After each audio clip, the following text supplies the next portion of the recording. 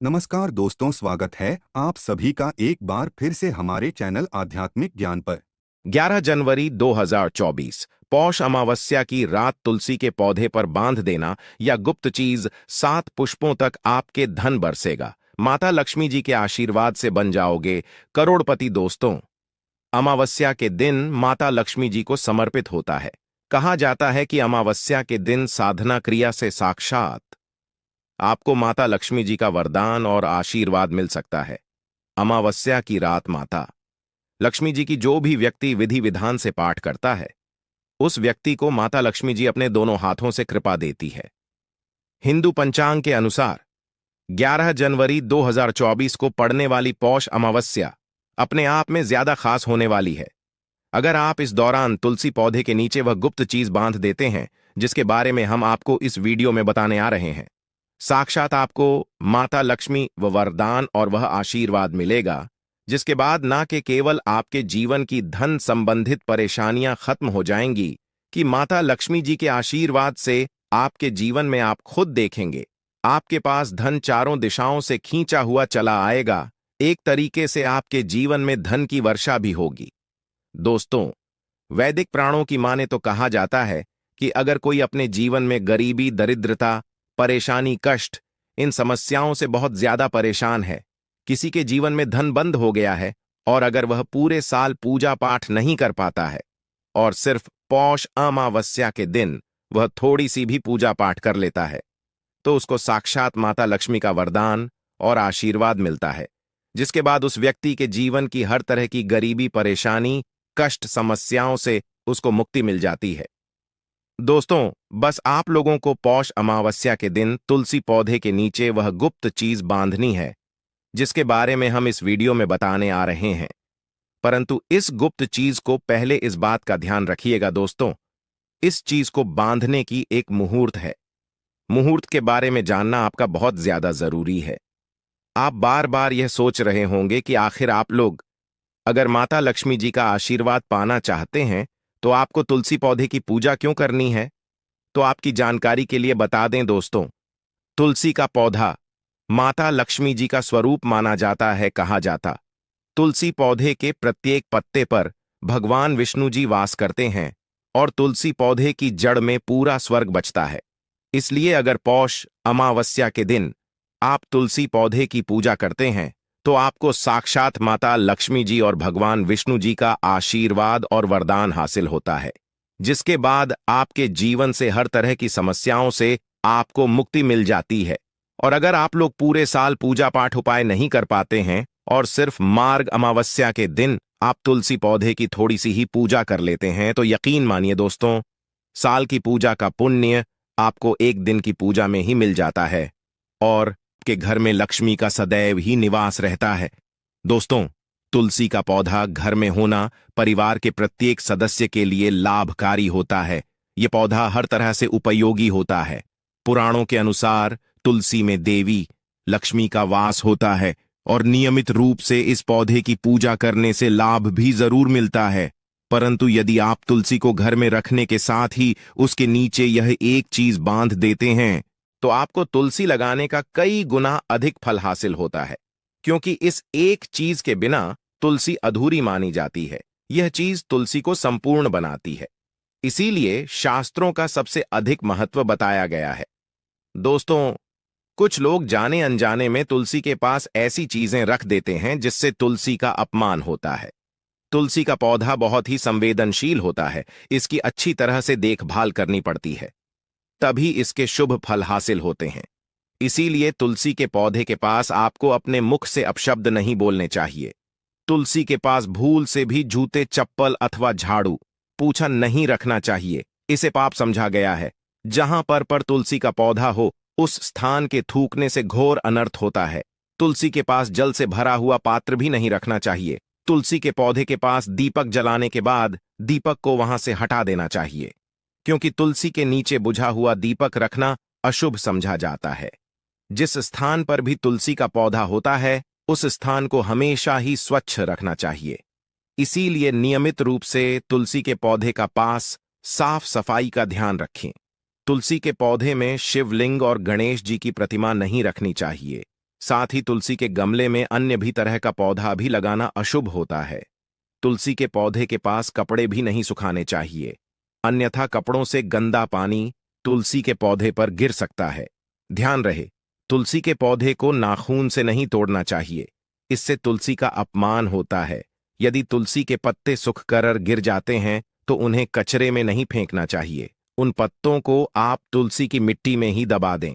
रविवार के दिन तुलसी के पत्ते नहीं तोड़ने चाहिए और रविवार को तुलसी को जल भी नहीं चढ़ाना चाहिए। बाकी अन्य दिन नित्य बिना झुके तुलसी को सुबह जल देना चाहिए और शाम के समय एक दीपक जलाना चाहिए।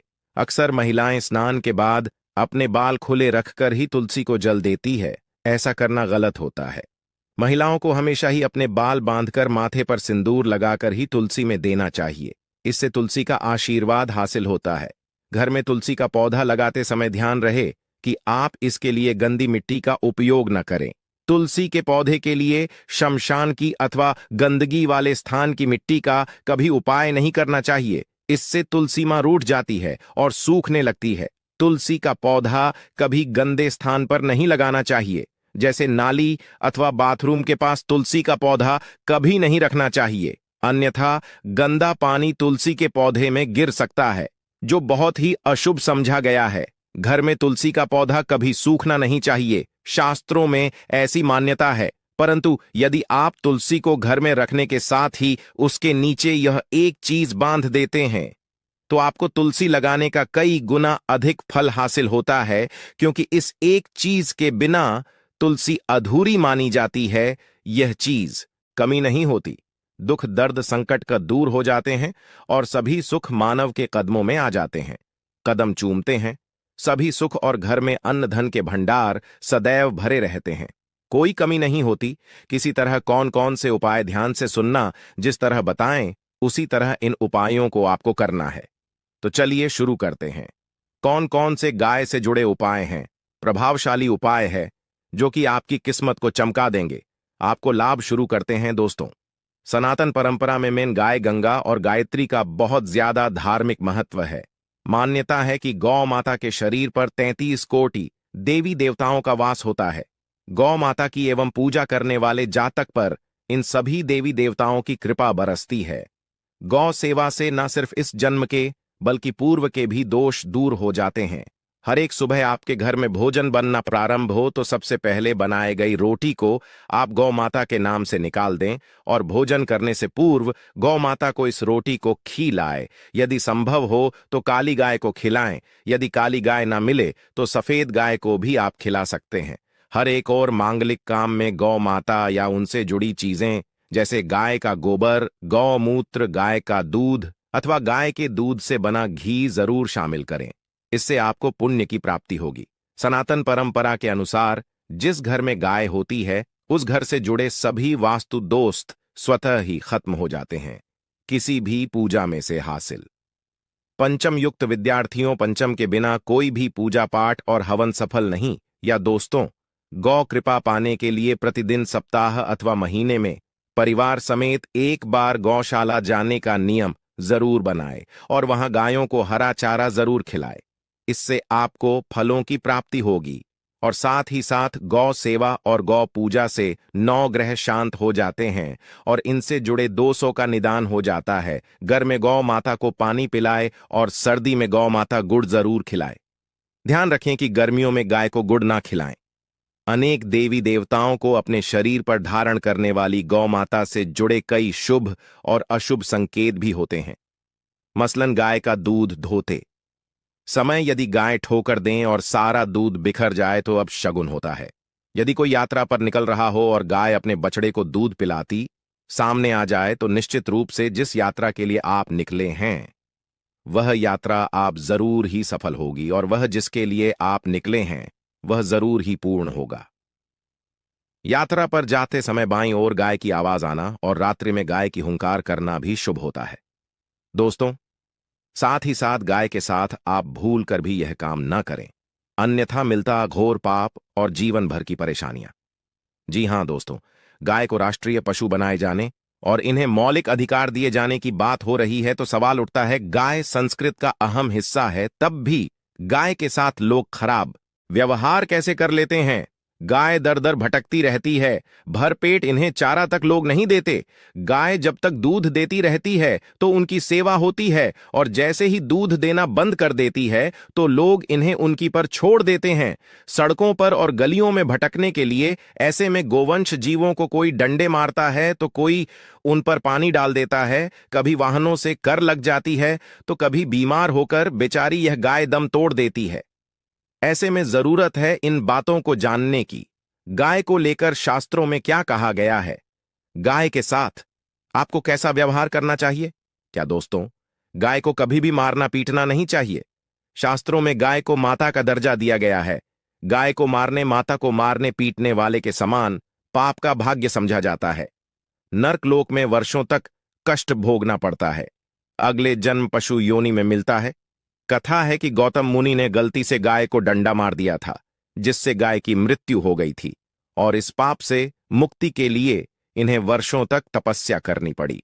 भगवान श्री कृष्णा जी ने बैल स्वरूप में आए वृद्धाश्रम का वध कर दिया था, जिससे मुक्ति के लिए भगवान श्री कृष्णा को संपूर्ण तीर्थों को एक कुंड में बुलाना पड़ा, और इस कुंड स्नान से वह पाप मुक्त हो गए थे।